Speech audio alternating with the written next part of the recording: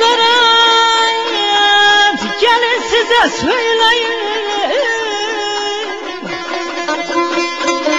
Ay Hazarat gelin size söyleyeyim.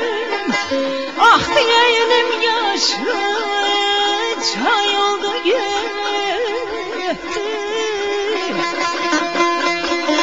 Ne yalan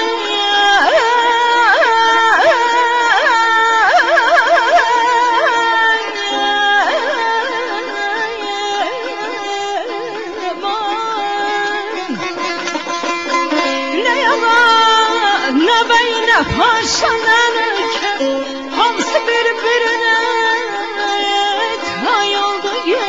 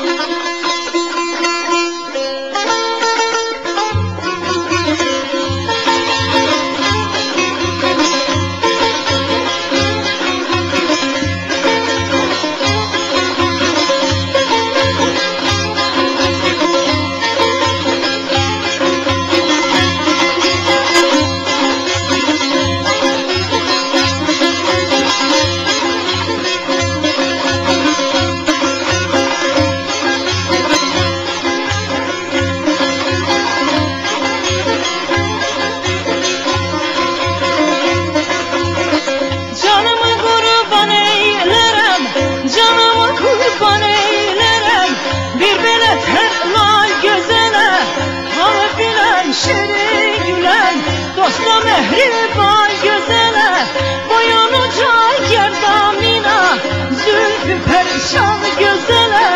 Besteyem yalvarıram, hakimin oğlan gözele, hakimin oğlan gözele.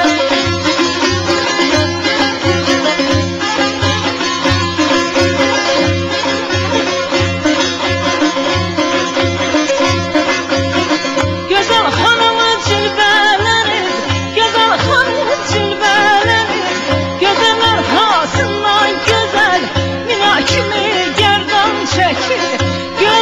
tasından güzel, libas endama yaraşır. Endam libasından güzel, kabiliyetleri kaçalım. Ata yanasından güzel, güzelliği can verir. Halide Sübhan güzelen, Halide Sübhan güzelen.